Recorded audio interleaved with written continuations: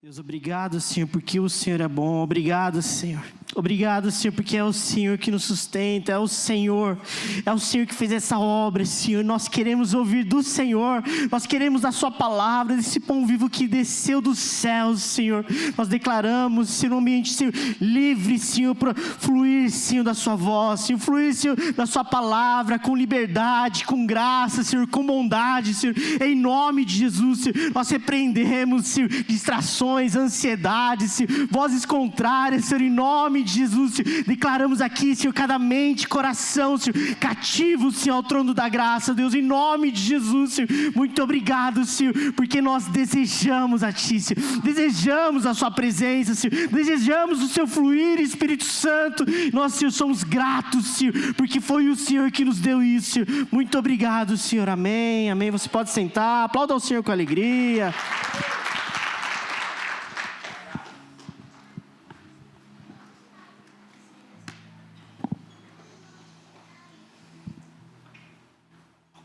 Aleluia. Vocês estão felizes?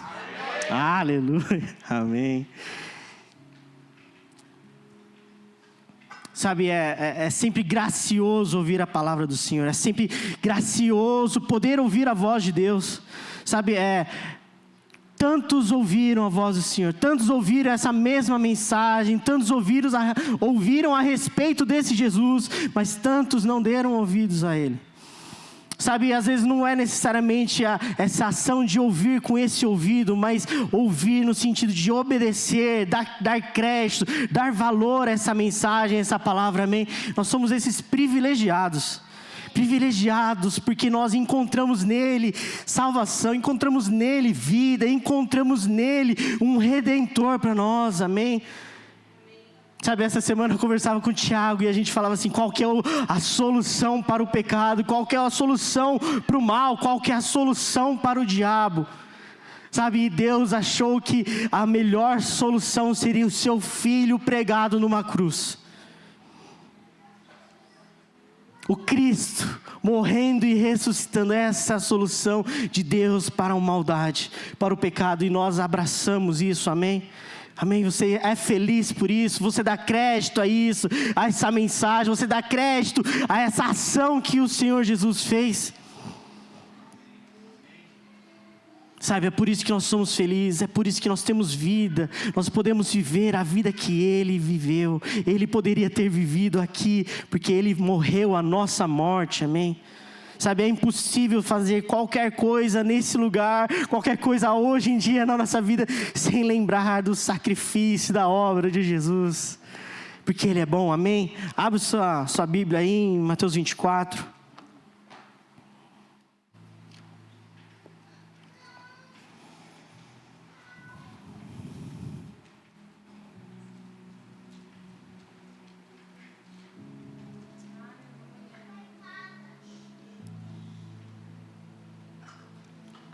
Esse é um dos meus textos preferidos. Eu já vivo na igreja, faço coisas na igreja, dou aula, participo da comunidade há muito tempo. Sabe, em algum momento, alguns anos atrás, eu pensei, poxa vida, eu quero aprender uma coisa nova. Eu quero renovar, eu quero experimentar um negócio novo, viver uma experiência nova com o Senhor. E um dos assuntos ali que estavam pendentes no meu caderno era me aprofundar a respeito da volta de Jesus. O que é um problema. Sabe, o Evangelho, ele tem uma separação ali bem simples, que fala sobre criação, e todos nós cremos que Deus criou todas as coisas, amém?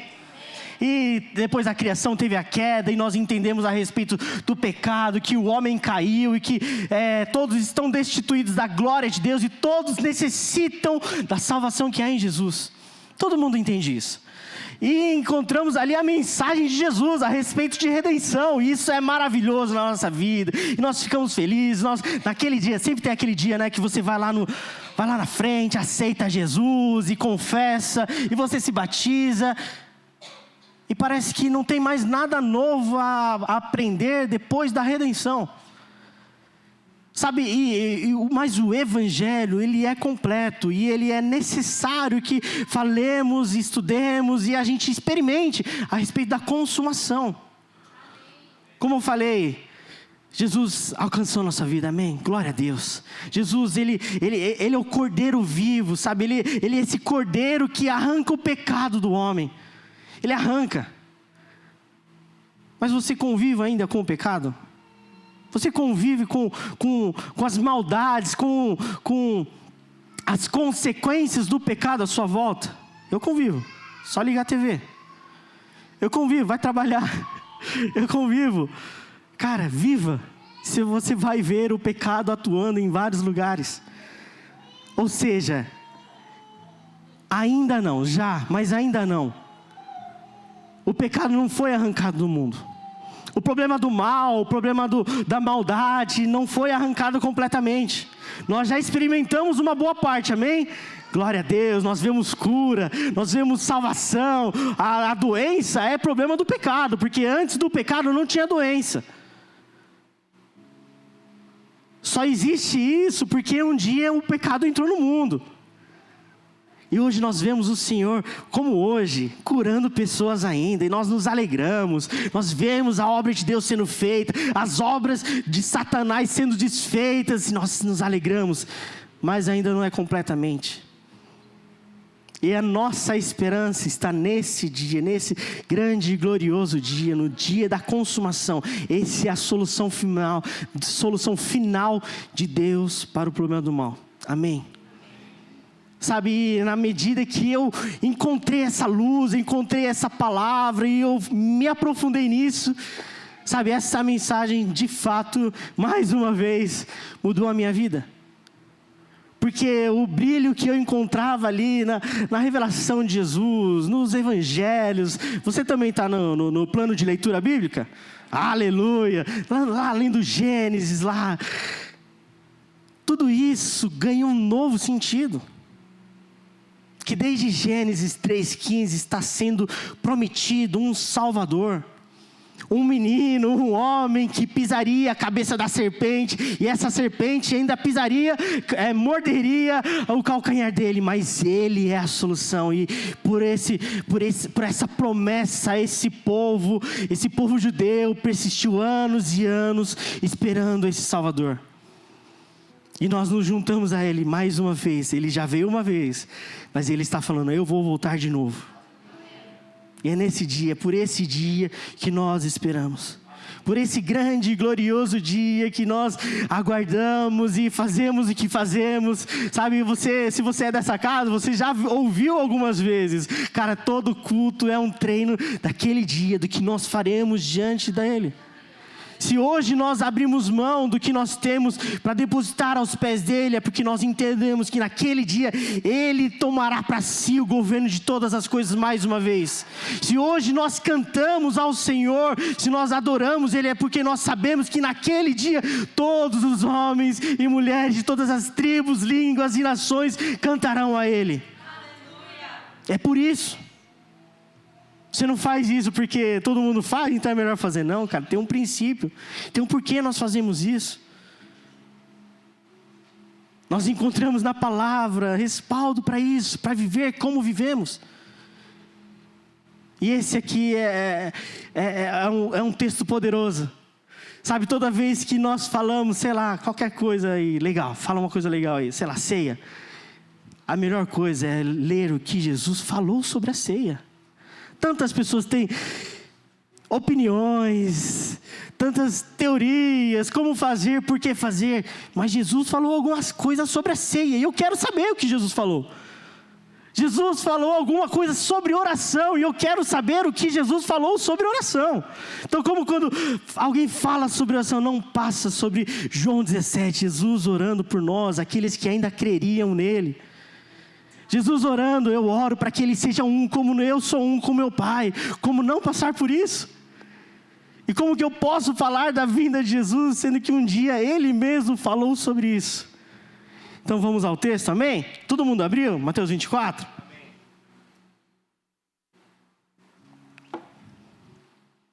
Jesus saiu do templo e, enquanto caminhava, seus discípulos aproximaram-se dele para lhe mostrar as construções do templo. Vocês estão vendo tudo isso? Perguntou ele. Eu lhes garanto que não ficará aqui pedra sobre pedra, serão todas derrubadas. Tendo Jesus se assentado no Monte das Oliveiras, os discípulos dirigiram-se a ele em particular e disseram: dize-nos quando acontecerão essas coisas, e qual será o sinal da tua vinda e do fim dos tempos? Jesus respondeu: cuidado que ninguém os engane, pois muitos virão em meu nome dizendo, eu sou o Cristo, e enganarão a muitos. Vocês ouvirão falar de guerras e rumores de guerra, mas não tenham medo. É necessário que tais coisas aconteçam, mas ainda não é o fim. Nação se levantará contra nação e reino contra reino. Haverá fomes e terremotos em vários lugares. Tudo isso será o início das dores. Então eles os entregarão para serem perseguidos e condenados à morte. E vocês serão odiados por todas as nações por minha causa. Naquele tempo, muitos ficarão escandalizados, trairão e odiarão uns aos outros, e numerosos falsos profetas surgirão e enganarão a muitos. Devido ao aumento da maldade, o amor de muitos esfriará. Mas aquele que perseverar até o fim será salvo. E este evangelho do reino será pregado em todo o mundo, como testemunha a todas as nações, e então virá o fim. Assim, quando vocês virem o sacrilégio terrível do qual falou o profeta Daniel no lugar santo, quem lê entenda. Então os que estiverem na Judéia fujam para os montes. Quem estiver no telhado de sua casa, não desça para tirar dela coisa alguma. Quem estiver no campo, não volte para pegar o seu manto. Como serão terríveis aqueles dias para as grávidas e para as que estiverem amamentando. Orem para que a fuga de vocês não aconteça no inverno, nem no sábado. Porque haverá então grande tribulação, como nunca houve desde o princípio do mundo até agora, nem jamais haverá. Se aqueles dias não fossem abreviados, ninguém sobreviveria, mas por causa dos eleitos, aqueles dias serão abreviados. Se então alguém lhes disser, vejam, aqui está o Cristo, ou ali está Ele, não acreditem.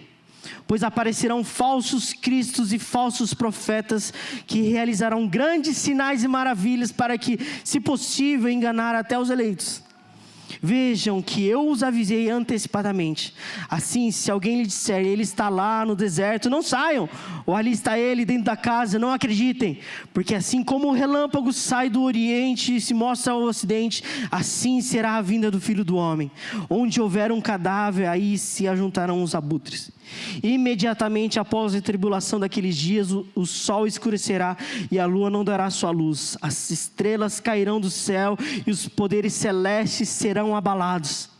Então aparecerá no céu o sinal do Filho do Homem, e todas as nações da terra se lamentarão e verão o Filho do Homem vindo das nuvens do céu com poder e grande glória, e ele enviará os seus anjos com um grande som de trombeta, e estes reunirão os seus eleitos dos quatro ventos, e de uma outra extremidade dos céus. Aprendam a lição da figueira: quando seus ramos se renovam e as suas folhas começam a brotar, vocês sabem que o verão está próximo. Assim também, quando vier todas essas coisas, saibam que está próximo às portas.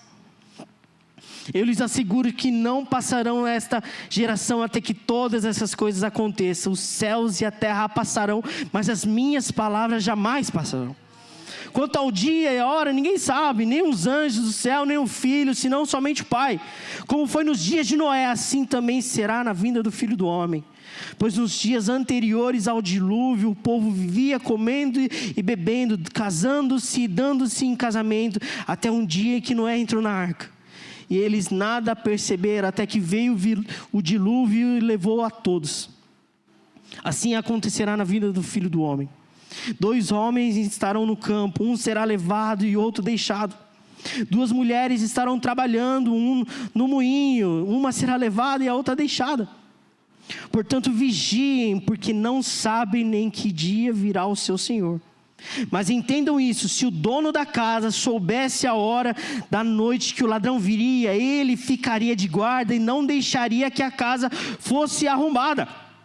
Assim vocês precisam estar preparados, porque o Filho do Homem virá numa hora em que vocês menos esperam. Quem é, pois, o servo fiel e sensato, a quem seu senhor encarrega dos de sua casa para lhes dar alimento no tempo devido? Feliz o servo que o seu senhor encontrar fazendo assim quando voltar. Garanto-lhes que ele o encarregará de todos os seus bens. Mas suponham que esse servo seja mau e diga a si mesmo: meu senhor está demorando. Então comece a bater em seus conservos e a comer e a beber com os beberrões. O senhor daquele servo virá num dia em que ele não espera e numa hora que ele não sabe. Ele o punirá severamente e lhe dará lugar com os hipócritas, onde haverá choro e ranger de dentes. Amém? Vocês estão felizes ainda? Amém. Aleluia. É curioso como naqueles dias ainda, Jesus ainda andando na terra com os seus discípulos, a preocupação a respeito do fim dos tempos era dos discípulos já. Já era um assunto ali que eles queriam saber, já era um assunto que eles tinham alguma curiosidade, eles estavam buscando ali alguma informação de Jesus a respeito disso. E como eu não vejo rede social, eu sei também que as coisas acontecem no mundo e começam a surgir vários boatos. Poxa, fulano é o anticristo. Poxa, você viu o que aconteceu em fulano? Isso aí é aquela questão das guerras e dos rumores de guerra. E muita gente começa a falar a respeito disso. Sabe, mas é necessário, meu irmão, é necessário. Sabe, encontrar a palavra de Deus, encontrar direção, luz para os nossos pés, no que o Senhor está falando. Poxa, às vezes alguém sabe, alguém descobre que eu amo esse assunto e vem perguntar alguma coisa para mim, e ele fala: poxa, eu vi em tal vídeo, tal fulano estava falando, e tal outro fulano estava falando. Eu pergunto: pô, mas você já leu Mateus 24? Não, o que fala lá em Mateus 24? Cara, é o maior texto, é a maior porção do próprio Jesus falando a respeito disso, e você não sabe. Como que eu posso ter ouvidos a qualquer outro lugar e não ter ouvidos a voz de Jesus a respeito de um assunto? Sabe, eu sei, é genuíno, é um assunto importante, de extrema importância para as nossas vidas, para os nossos dias, amém? Amém, glória a Deus. Sabe, mas eu preciso me aprofundar nesse lugar. Poxa, se você está aí fazendo o nosso desafio aí de ler a Bíblia o ano todo, a Bíblia inteira no ano todo, então eu te desafio a descobrir o que a Bíblia fala a respeito da volta de Jesus.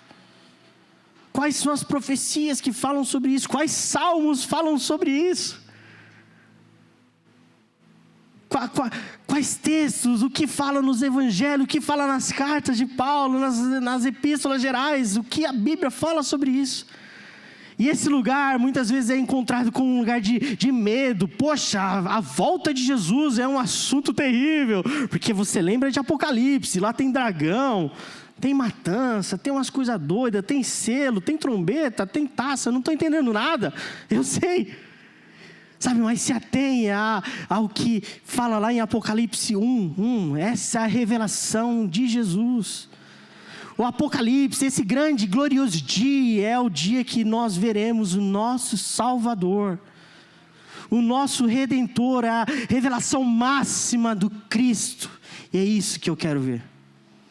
Isso que move os nossos corações, é isso que nos dá esperança. No lugar que muitas pessoas encontram medo, ansiedade, incerteza, nós encontramos uma luz para os nossos caminhos, nós encontramos esperança, nós encontramos força, porque é a palavra dele que nos alimenta. Não são curiosidades, não são fatos desconhecidos, não, pelo contrário, já foram revelados. Você ama a sua Bíblia? Você tem uma Bíblia feia? Você tem que ter uma Bíblia feia, uma Bíblia meio rasgada, meio desenhada, meio amassada. Por quê? Porque você usa ela. Você tem que ter. Se você não tem, começa a ter uma Bíblia meio feia. Não aquela que as páginas ainda estão grudadinhas, quando você vai procurar em Joel. Você nunca abriu, Ageu.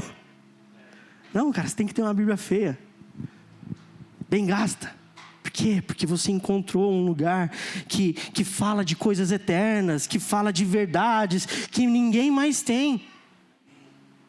Tudo que o Senhor achou que era necessário, que era importante, Ele revelou nessa palavra. A Bíblia é a palavra de Deus e ela é inerrante. Toda a Escritura foi revelada por Deus. E nela tem palavras de vida eterna. Sabe, se você é um bom amigo meu, e eu te falar assim, poxa, cara, eu tenho repensado a minha vida, e sei lá, talvez eu estou pensando em abandonar meu trabalho, abandonar a Júlia, a minha casa, e viver da minha arte. Eu nem sei fazer arte. Fazer uma coisa doida aí. E aonde? Sei lá, fala em um lugar aí. Engana. Uma coisa doida. Se você for um bom amigo meu, você vai falar, não, cara, não faça isso. Pense bem. Pense bem, você tem responsabilidades agora. Poxa, pense bem, mas e daqui a alguns anos, e essa suposta arte que você faz, consegue sustentar uma casa, consegue te sustentar? E o compromisso que você fez com uma pessoa, com uma outra família, como que funciona? Talvez para um jovem, você for um bom amigo, um bom pai, você vai falar, poxa, estude, se aplique, trabalhe, faça alguma coisa, tenha sonhos e trabalhe para que esses sonhos se realizem. Você faria essas coisas. Por quê? Porque é necessário para daqui a 10 anos ele desfrute de algo bom. Mas às vezes parece que aqui no ambiente de igreja, onde nós deveríamos falar sobre assuntos eternos, nós não estamos falando, olha só, pense como você vive hoje, porque tem uma eternidade para você viver. Pense no que você faz hoje, no que você crê hoje, porque isso leva a um lugar e você vai para essa eternidade. Ou nesse lugar terrível de choro e ranger de dentes, ou nesse lugar gracioso, bondoso, ao lado do nosso Senhor. Puxa, quantos coaches, quantas pessoas, professores, quantas pessoas vão tentar dar boas instruções para as pessoas e, poxa, estava no nosso PG conversando e a gente, cara, às vezes a gente vai ver 80 anos, a expectativa de vida. O que é 80 anos em comparação à eternidade?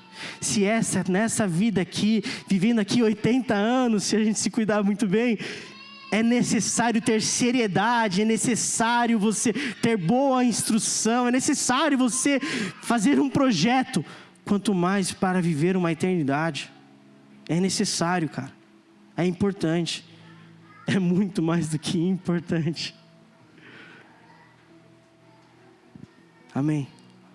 É por isso que eu amo falar sobre isso, sabe? Assuntos como salvação, assuntos como Jesus, o sacrifício dele, a redenção, consumação apontam para um lugar, e esse lugar é ao lado do nosso Deus. Às vezes sonhamos muito aqui com as coisas dessa terra, mas eu fui chamado a sonhar com as coisas dele. Eu fui chamado a sonhar, a amar as coisas que Ele está fazendo, que Ele faz, e Ele faz para a eternidade. Ele não faz para agora.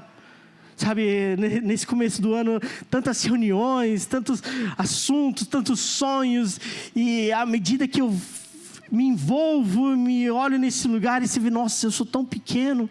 E é isso mesmo, eu preciso me enxergar como pequeno, porque essa obra é de Deus.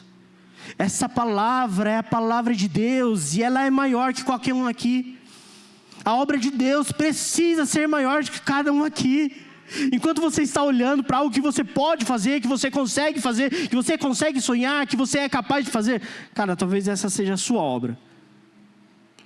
Mas eu quero me envolver com a obra de Deus. E na obra de Deus eu preciso da ação do Espírito Santo. Eu preciso de coisas espirituais.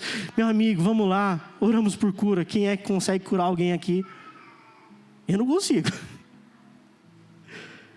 Se a ação do Espírito Santo, se o poder que vem dele não atuar em nossas vidas, meu amigo, não tem nada para ser feito. Não tem nada. Mas à medida que eu me envolvo com Ele, sabe, eu amo isso, a obra de Deus, ela é maior, é mesmo, é poderosa. E Ele conta com a gente, Ele quer fazer junto com a gente. Então eu fico honrado, eu fico animado, Deus, eu acho que não seria a melhor ideia, mas se você está falando que é a melhor forma de fazer isso, a obra de Deus com homens pequenos, feitos de barro, amém, glória a Deus, então vamos. Sabe, a obra de Deus, ela é feita através de você, na sua casa, no seu trabalho, onde você está. Dessa maneira, o Senhor fazendo algo poderoso em você, o Senhor, Ele faz nos outros. Em algum momento, alguém recebeu uma palavra, o Evangelho alcançou alguma pessoa, e essa pessoa prega para outra, essa pessoa prega para outra, e uma cura aconteceu na vida dela, ela testemunha, e mais uma cura acontece. Essa é a maneira de Deus fazer as coisas. Sabe, a beleza é que não para aqui. O que é precioso é que ela não para aqui. Por mais que ela seja poderosa, ela é maior ainda. À medida que eu estudei, eu li, eu vi as profecias, eu falei, nossa, a primeira vinda de Jesus mudou tudo. Transformou o planeta. No mínimo, transformou o calendário, que é antes e depois de Cristo. E ela foi gloriosa, amém. É isso aí. Agora a segunda vinda vai ser maior, porque ela é progressiva. Sabe aquela pequena serpente que estava lá no jardim do Éden, ela vira um dragão lá no final. Agora aquele pequeno menino que naquela primeira vez, ele veio num lugar onde ninguém conhecia, num lugar pequeno, onde ninguém viu. Agora vai vir num lugar onde todos verão. Sabe esse texto que fala, eles verão do Oriente ao Ocidente, porque todos verão. Não achem que está escondido numa casa, não achem que está escondido no deserto, não. Ele virá para que todos vejam, amém? Todos vejam.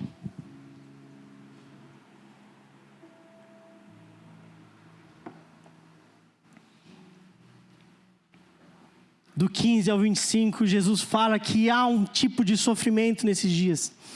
Há uma tribulação, ali também cita a grande tribulação.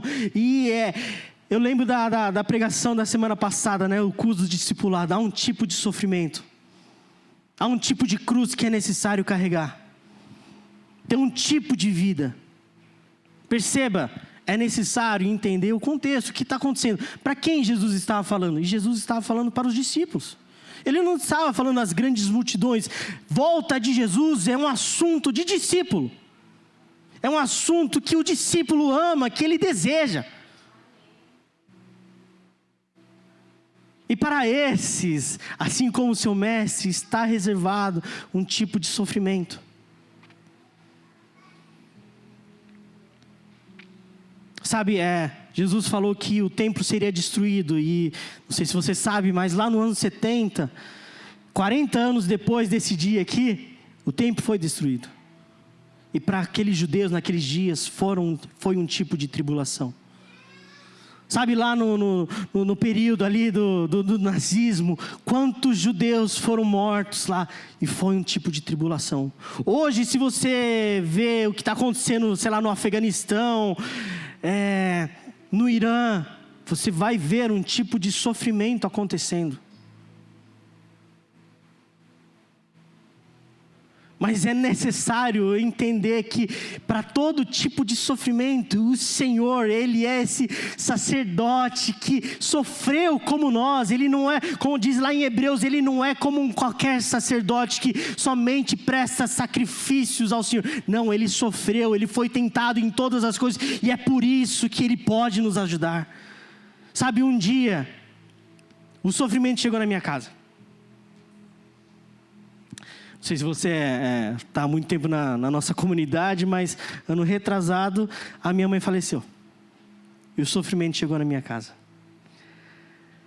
E eu tenho uma gincana, que eu faço pessoalmente, que é o que eu estou vendo, a música que eu estou vendo, a pregação, não sei, uma fala de alguém, eu estou procurando um versículo bíblico. Poxa, eu acho que essa música está falando sobre aquele texto. Poxa, eu acho que isso aqui, ele está falando sobre aquilo. Ele falou tal versículo, mas esse conecta com outro. A coisa minha, coisa doida minha. E no dia do meu sofrimento eu falei, qual que é o versículo, Senhor? Qual que é o texto? Qual que é o texto que vai me consolar, que me dá força? Porque eu sei que tem.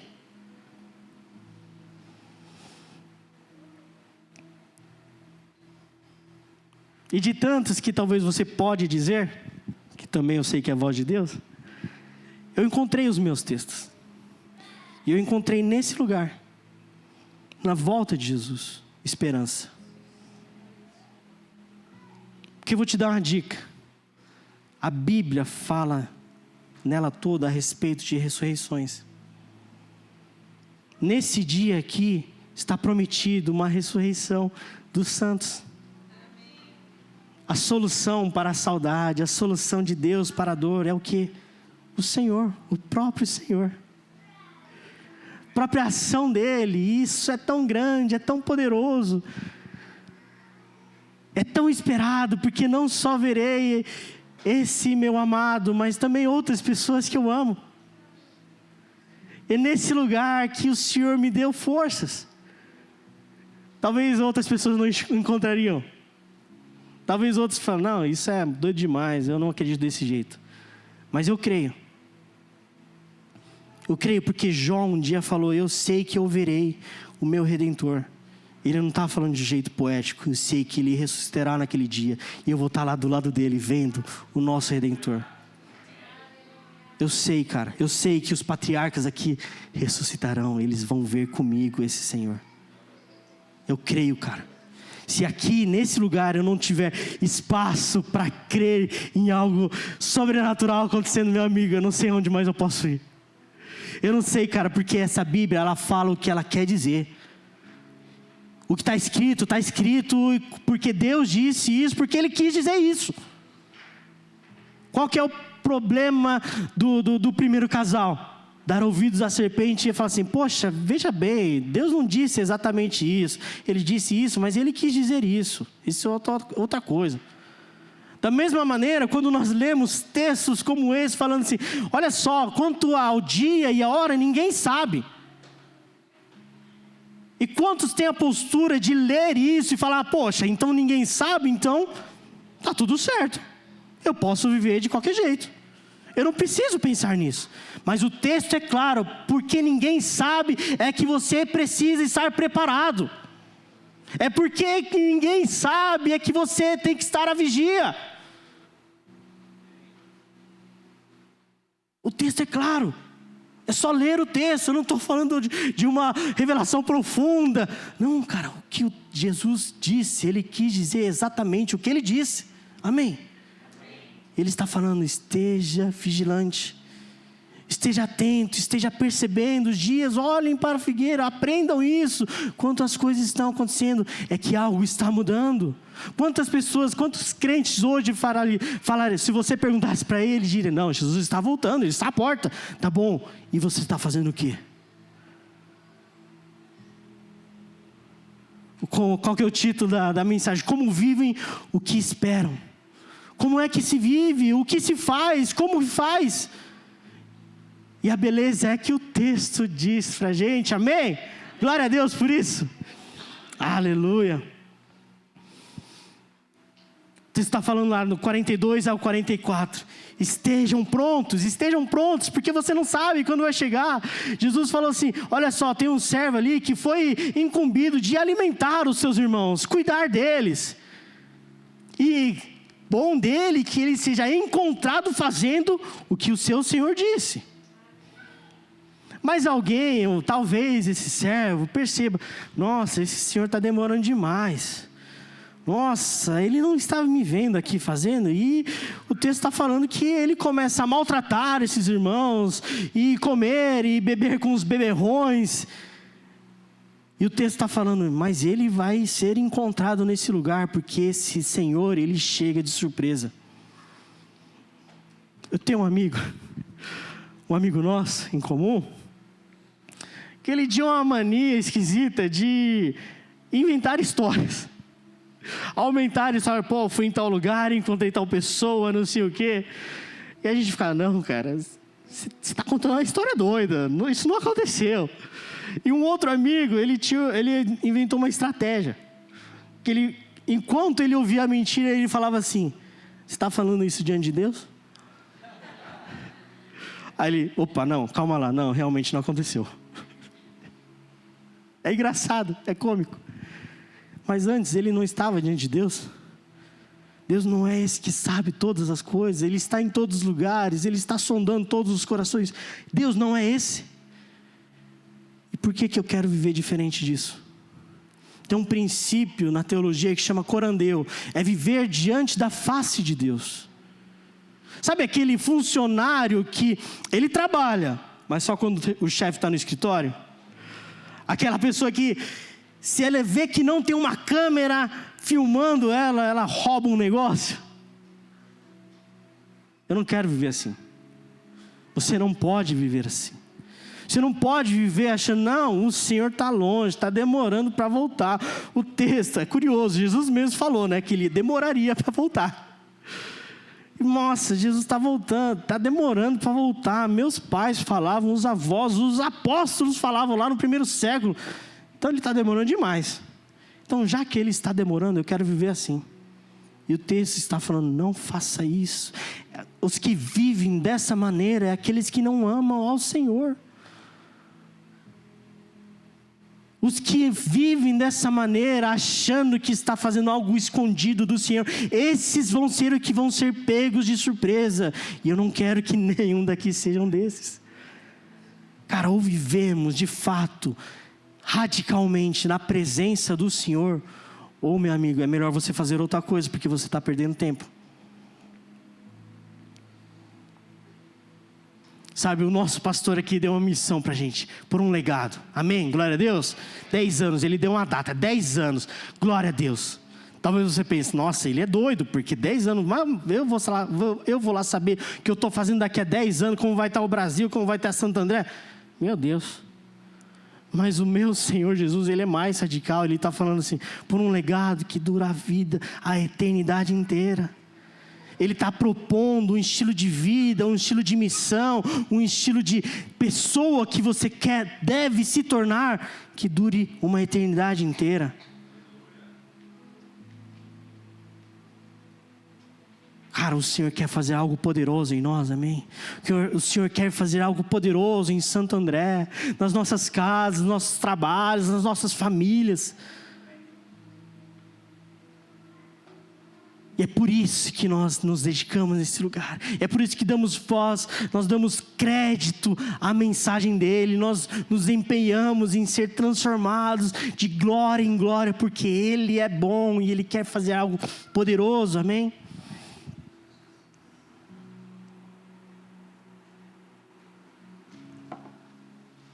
E a pergunta é, como vivem esses que esperam?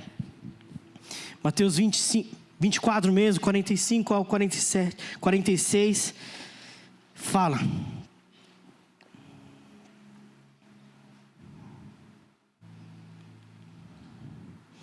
Quem é, pois, o servo fiel e sensato, a quem seu Senhor encarrega dos de sua casa para lhes dar alimento no tempo devido? Feliz o servo que seu Senhor encontrar fazendo assim quando voltar. Os que esperam estão cuidando dos seus irmãos. Nós recebemos uma missão. Nós recebemos um comissionamento. Nós recebemos uma promessa, sabe? Eu amo aquela passagem que fala que o Senhor é aquele que faz o solitário viver em família. Eu encontrei uma família. Eu encontrei uma casa, eu encontrei irmãos aqui. Eu encontrei pessoas que me ajudaram e ainda hoje me ajudam.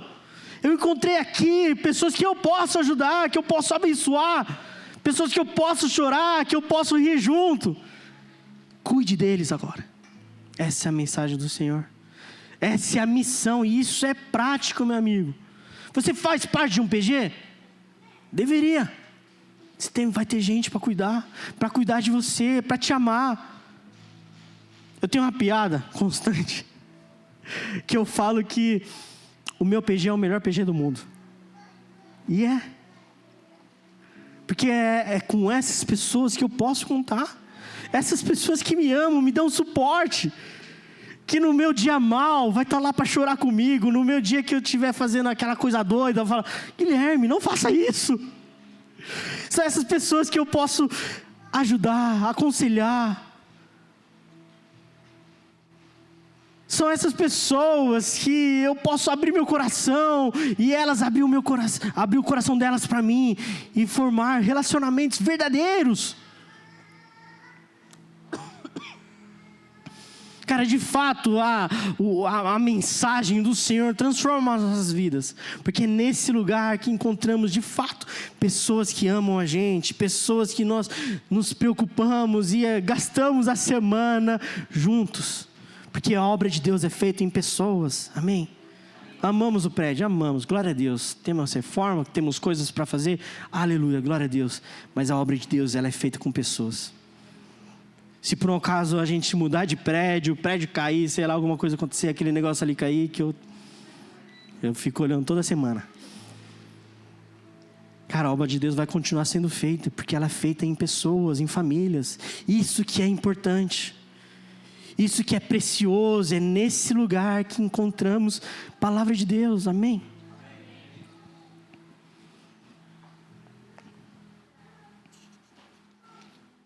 Primeiro lugar, como vivem? Eles vivem amando e cuidando dos seus irmãos. Segundo lugar, Mateus 25, Jesus continua a falar desse período, da volta dele. Ele começa a ensinar, dizendo parábolas a respeito disso. E logo em seguida começa a parábola das 10 virgens, Mateus 25. E todo mundo eu imagino que todo mundo conheça, né? Está tendo um casamento e tem 10 virgens. 5 que são prudentes e 5 que são tolas. Eu ia falar doida, mas é tolas. E tem um chamado, lá vem o noivo. E elas têm que ter as lamparinas acesas. E por algum motivo, 5 delas não têm as lamparinas, não têm óleo suficiente. Nos dias de hoje, na nossa mentalidade de hoje, sem entender o que está acontecendo, talvez a gente entenda: poxa, mas foi um descuido, poxa vida, que difícil. Poxa, mas para essa cultura, para pessoas que estavam ali imersas nesse lugar, elas sabiam que esse noivo poderia demorar talvez um dia, 2 dias, talvez uma semana, um mês, dependendo da riqueza dele, essa festa demoraria muito. Então a ordem era: esteja preparado. Tenha óleo. E 5 não tiveram. Então, se elas não tiveram, foi por descuido delas, porque elas não quiseram ter óleo. E dos 6, vou ler aqui 6, tá? À meia-noite ouviu-se um grito: o noivo se aproxima, saiam para encontrá-lo.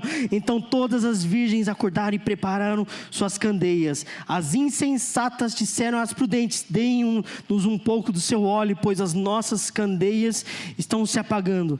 Elas responderam: não, pois pode ser que não haja o suficiente para nós e para vocês. Vão comprar óleo para vocês. Os que vivem esperando, dizem não.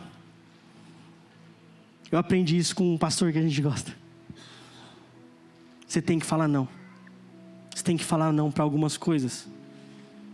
Você tem que falar não para qualquer coisa. O óleo está falando sobre óleo da intimidade. Coisas que roubam a nossa atenção para esse dia. Para a devoção desse lugar. Para a obra de Deus.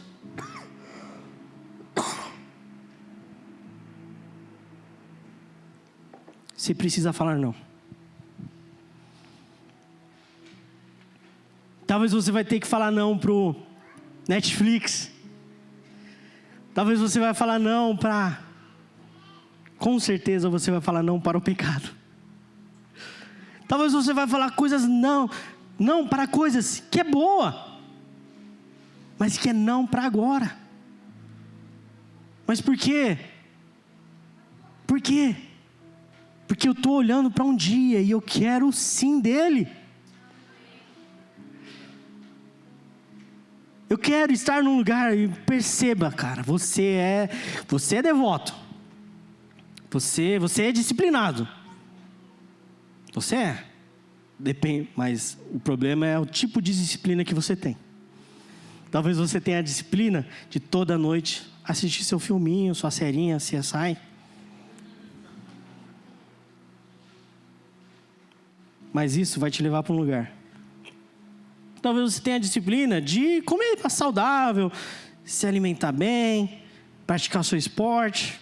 Isso vai te levar para um lugar. Talvez você tenha a disciplina de comer mal, de dormir nos horários errados, de fazer tudo errado. Isso vai te levar para outro lugar. Por isso que é necessário falar não. Amém? Continuando em Mateus 25, 14 ao 18, vai falar sobre a parábola dos talentos.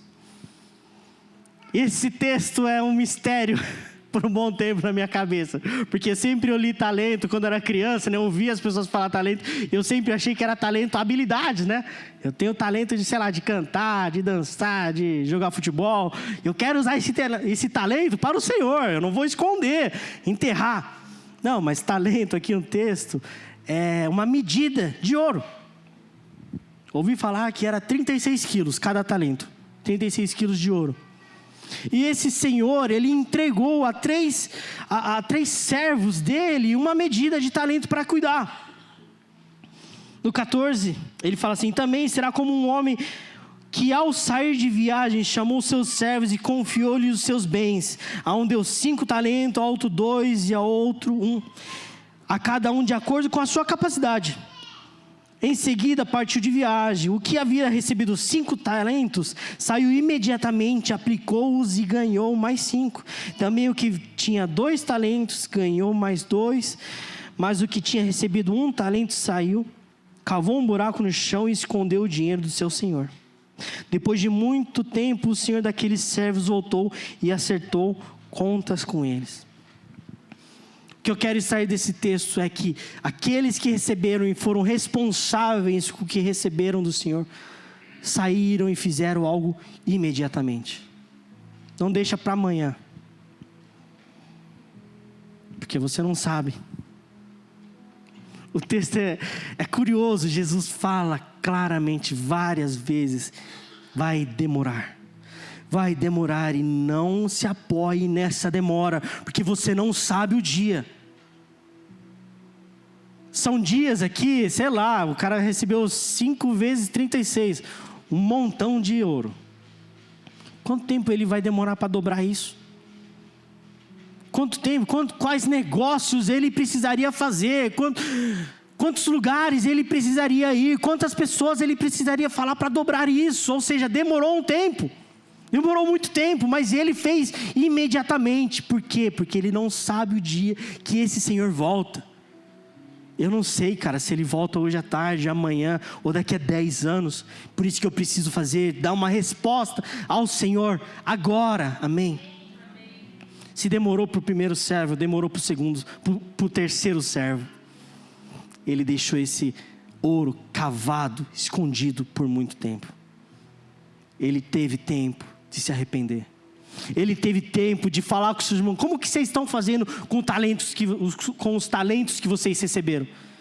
E ele escolheu fazer diferente. Da mesma forma que demora para aqueles que esperam, demora para aqueles que não esperam. E eles estão tendo tempo para se arrepender. É necessário esse tempo para que alguma coisa aconteça. E o Senhor é bom, amém? O Senhor é bom. Tem uma obra que o Senhor quer fazer agora, hoje. Dentro da gente, através da gente, não sei, cara, mas Ele quer fazer. Por quê? Porque esse dia está chegando. E eu não posso viver despercebido, eu não posso esperar viver como aqueles: poxa, demorou tanto, então vai demorar mais.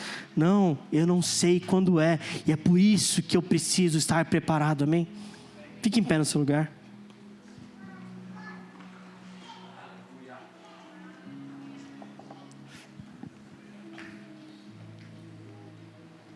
Viver sem essa mensagem da volta do Senhor, do cuidado de Deus, do amor de Deus, porque Ele foi na frente, né? Para preparar um lugar para nós. Por isso que Ele foi na frente. Jesus na ceia com os discípulos, ele fala assim: olha só, essa aqui é a última vez que eu vou cear. A próxima vez é no reino do meu Pai, tá bom? Tá marcado? Cara, eu amo isso. Então Jesus tem uma ceia preparada para nós naquele dia. E eu não vou ter expectativa disso. Jesus estava com expectativa, com esperança nesse dia, e eu não vou ter. Para Jesus, esse dia custou tudo.